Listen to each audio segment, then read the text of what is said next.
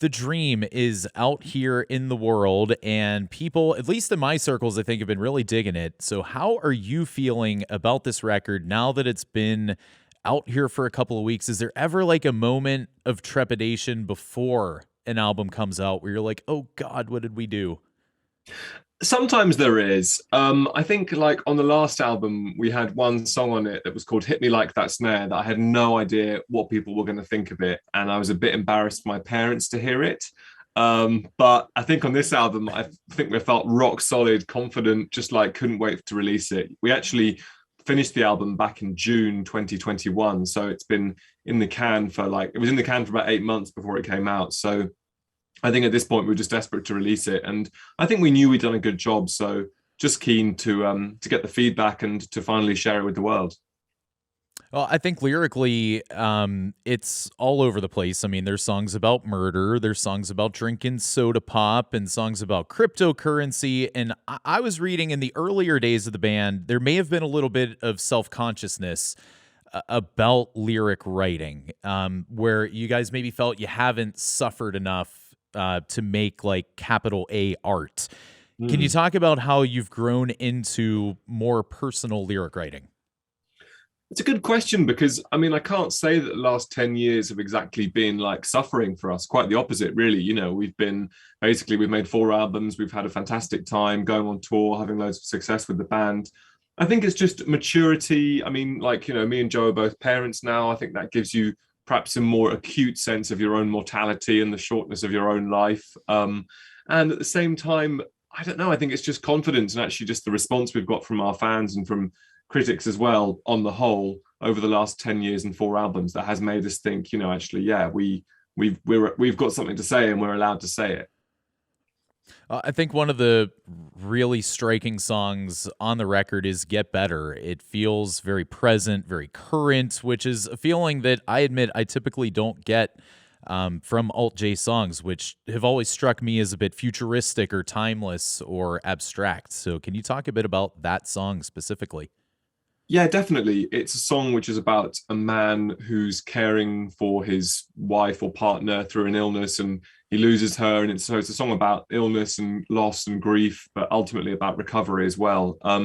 It was written during the pandemic, and there are some heavy references, I suppose, to the time we were living through. I don't know about in the US, but in the UK, for example, everybody was talking about frontline workers, and there was this thing where on Thursday night at I think it was 8 o'clock, everybody would go out on their doorstep and applaud for like 2 minutes. It was quite a moving, amazing thing the first few times it happened. Like the whole country was doing it, and really made you feel that you were living through an extraordinary and unprecedented time, I suppose. And so we kind of like made reference to, you know, raising a spoon to frontline workers because the guy's eating tiramisu for breakfast because he's struggling. But yeah, but at the same time, we were careful to keep that song. You know, we tried to keep it timeless as well. I think we didn't want to be like, you know, mentioning stuff like COVID-19 or whatever. We kept it quite vague and general about what it is, what the illness is, and when the song is set. I heard you recently referred to as a Radiohead, which honestly made me spit out my coffee when I read it. Does reading something like that ever get you into your head, or are you just here to do what feels right for Alt-J? That is funny. I wonder if Radiohead are just a Radiohead as well, just another Radiohead. They're the best Radiohead in my opinion. Um, we've always had a huge amount of respect for Radiohead, and we probably talked about them a lot in the early days of the band, but only because I think people just constantly were asking us, like, oh, you know, who are your influences, or what band would you most like to like have a career like and stuff. So just like Radiohead, but you know, ultimately we do what we do and they do what they do. I think if you know if there is a comparison to Radiohead, hopefully it's the fact that we are a constantly evolving band musically, and you know we don't stick at doing one kind of thing, and that's something that I'm very impressed by that Radiohead anyway. Yeah, I think there's all sorts of good Radioheads out there. You're certainly in good company. I guess I wonder, at the end of the day, does it matter? I mean, does anybody care what I think about your art? I'm not sure. I mean, maybe. No, No, I don't think so either. I'm joking. I'm joking. That was an open goal. Sorry. We're live and direct from home today with Alt-J, who are at the Pete tonight, kicking off their tour in Pittsburgh with Portugal the Man. I imagine, Gus, that you are pretty stoked to get back onto some stages.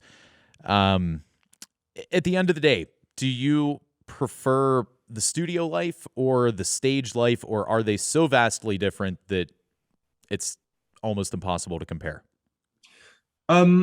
It's difficult to say because I think that in terms of what I want us to be judged for as a band, I think it's our studio output. I think fundamentally I'm more proud of our albums than I am of our live show, because I think the albums are something you put in the world, and in theory they could last forever. However, I do really enjoy going on tour. I love traveling. I love playing live. I love seeing our fans and just going around the world. So I think probably I prefer the day-to-day life of being on tour, because the studio can get quite samey, and it can often be a bit of a sort of submarine environment, a bit airless, a bit stale, a bit like the same people stuck in one space for too long. But yeah, I think fundamentally as a band we stand by our albums as being the ultimate expression of what we do artistically. Oh, I think it's so cool that an off-center band like Alt-J can become a majorly big arena band here in America. I mean, you guys, you can do no wrong. On the other hand, what's it like being at home? What's the British response to Alt-J nowadays? The British response nowadays is, it's still good. I think, Britain is a lot more of a cynical country than America, I would say. And I think there's a bit of a When's the thing last time here you were where, here? Huh? I said, when's the last time you were here? We're pretty cynical these days. No, I'm sure you've been through a lot. You've been through a lot, and I'm excited to come back to America so much and see how it's changed and see how it's the same as well. But I think there is more of a thing here. I think traditionally where it's like person becomes successful, person becomes attacked by the media for being successful or whatever. There's a good joke. There's a good David Sedaris joke about what's the difference between Britain and America, and he says in America, if your neighbor has a nice car, you want a nice car as well. In Britain, if your neighbor has a nice car, you hate him. And I think that's kind of true for sort of careers as well in some ways. But we're still lucky to have lots of fantastic fans here, and it's always going to be our home, the UK. I think, yeah. Well, a lot of people are saying that The Dream is your best work since your debut in Awesome Wave. Now, I will preface this by saying that I feel completely awkward comparing your new art to your old art in front of your face on this computer screen. But I think regardless of what you do for the rest of your musical life, that album is always going to be very special to people. So can you talk about the Awesome Wave legacy and what it means to you now, 10 years on? Absolutely. It's an album that's never really gone away for us. I think, we're well aware that it's lots of our fans' favorite album of ours, maybe lots of people's favorite album of all time. It's a really important album for a lot of people, and it's a really important album for us too. We wouldn't be here were it not for An Awesome Wave and everything that album's done for us.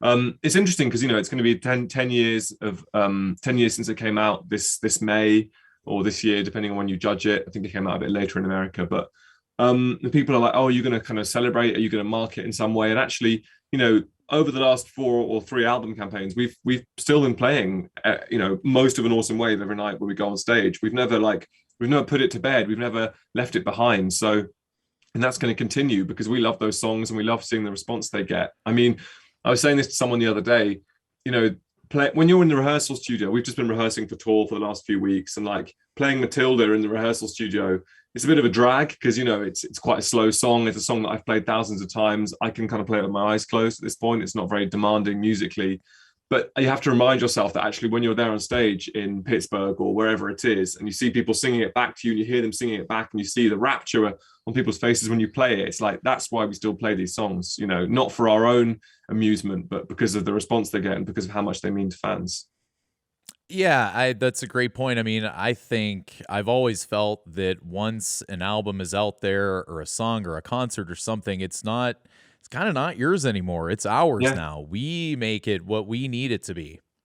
I completely agree. I mean, that was why we called our second album "This Is All Yours," because we had that realization that, you know, your first album you make for yourself, your second album, if you're lucky, you make for your fans and for the world, basically. And yeah, I completely agree. You know, and it's another reason why we don't like to get drawn out on the meanings behind our songs, because actually I think the meaning is only really created when it hits the listener. It's like that thing about the tree falling down in the forest. You know, the meaning is completely contingent on context and on the listener as well.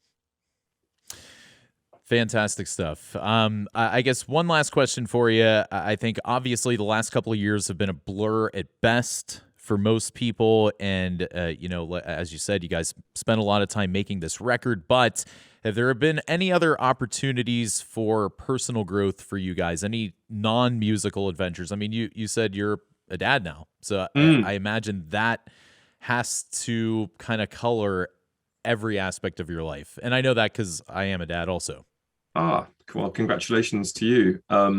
Yeah, you know, it's been amazing becoming a dad, and it's been really nice to do it at the same time as Joe as well. Like our kids are a few months apart, and you know, he's a bit ahead of me, but it's just great to have the advice there from him and to be on this journey together, because it is the most life-changing thing I've ever done. And I include, you know, probably the band in that as well.